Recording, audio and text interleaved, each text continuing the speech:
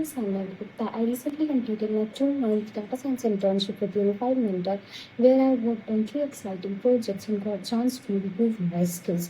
First, I worked on Google App Analysis, where I explored app trends, ratings, and user engagements to find patterns that can help developers improve their products. Second, I built a laptop price analysis, applying machine learning models to predict laptop prices based on features like RAM, processor, and brand, helping buyers make smarter decisions.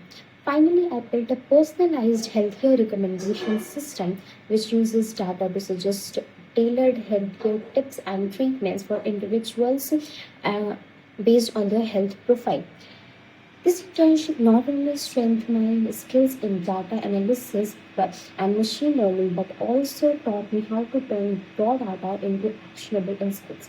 I'm truly grateful to Unified Mentor and my mentors for their constant support, guidance, and giving me this opportunity to learn. Thank you.